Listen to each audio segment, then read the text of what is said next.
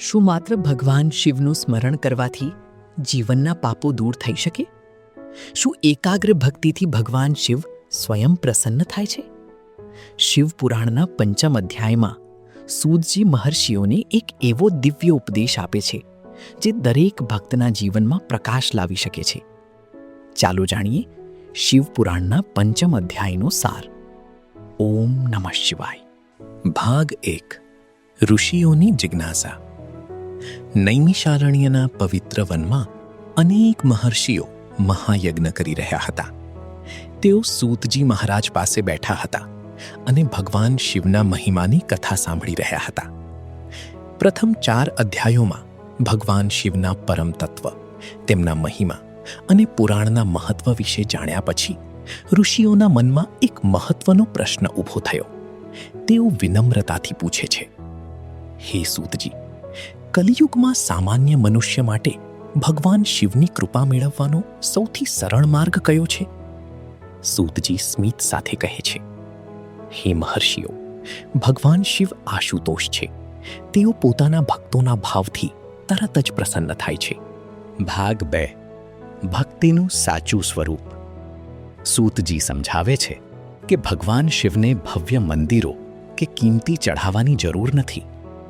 ભગવાન માટે સૌથી મોટું અર્પણ છે શુદ્ધ હૃદય. જો કોઈ ભક્ત પ્રેમથી એક બિલ્વપત્ર ચઢાવે, એક લોટો શુદ્ધ જળ અર્પણ કરે અથવા માત્ર ઓમ નમઃ શિવાયનું જાપ કરે તો ભગવાન શિવ આનંદથી તેની ભક્તિ સ્વીકારે છે. કારણ કે ભગવાન શિવ બાહ્ય દેખાવને નહીં પણ આંતરિક ભાવનાને જુએ છે. સાચો ભક્ત એ છે જે દરેક કાર્યમાં ભગવાનની યાદ રાખે છે અને પોતાના કર્મને પવિત્ર બનાવે છે. ભાગ 3. પંચાક્ષરી મંત્રની મહિમા. સૂતજી આગળ કહે છે, કલિયુગમાં સૌથી સરળ અને સૌથી શક્તિશાળી સાધના છે ઓમ નમઃ શિવાય.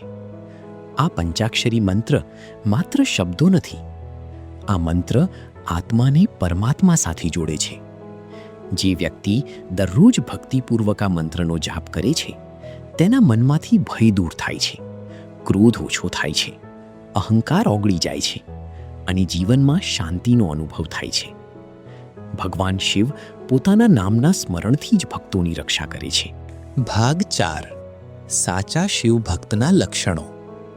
સૂતજી જણાવે છે કે શિવ ભક્તની ઓળખ તેના કપડાથી નથી થતી, તેના આચરણથી થાય છે. સાચો ભક્ત સત્ય બોલે છે, કોઈનું અહિત કરતો નથી, દયા રાખે છે, માફ કરવાનું જાણે છે, અહંકાર છોડે છે અને દરેક જીવમાં ભગવાન શિવનું સ્વરૂપ જુએ છે. એવો ભક્ત ભગવાનને સૌથી વધુ પ્રિય બને છે. માત્ર મંદિરમાં જ નહીં પરંતુ ઘર, સમાજ અને પોતાના કર્મમાં પણ શિવત્વ જીવવું એ જ સાચી ભક્તિ છે. ભાગ 5. પંચમ અધ્યાયનો જીવન સંદેશ. મિત્રો, શિવપુરાણનો પંચમ અધ્યાય આપણને એક અમૂલ્ય જીવન પાઠ આપે છે. ભગવાન શિવ સુધી પહોંચવાનો માર્ગ ક્યારેય મુશ્કેલ નથી. મુશ્કેલ છે પોતાના મનને શુદ્ધ બનાવવું. જ્યારે હૃદયમાં પ્રેમ હોય, જીવનમાં સદાચાર હોય અને હોઠ પર ઓમ નમઃ શિવાય હોય, ત્યારે ભગવાન શિવની કૃપા અવશ્ય પ્રાપ્ત થાય છે. આ અધ્યાય આપણને શીખવે છે કે સાચી ભક્તિ દેખાડામાં નહીં પણ નિસ્વાર્થ પ્રેમ, સારા કર્મ અને અડગ વિશ્વાસમાં વસે છે. મિત્રો, શિવપુરાણનો પંચમ અધ્યાય આપણને શીખવે છે કે ભગવાન શિવને પ્રસન્ન કરવાનો સૌથી સરળ માર્ગ છે નિષ્કપટ ભક્તિ, સદાચાર અને ઓમ નમઃ શિવાય મંત્રનો જાપ. જો તમને આ શિવપુરાણની શ્રેણી પસંદ આવી હોય તો વિડીયોને લાઈક કરો, તમારા મિત્રો અને પરિવાર સાથે શેર કરો અને ભગવાન શિવના દિવ્ય અધ્યાયોની આગામી કડી માટે અમારી ચેનલ વીડી ગુજરાતીને સબસ્ક્રાઇબ કરવાનું ભૂલશો નહીં. હર હર મહાદેવ. ઓમ નમઃ શિવાય. ગુજરાતીઓ વડે, ગુજરાતીઓ થકી, ગુજરાતીઓ માટે વીડી ગુજરાતી.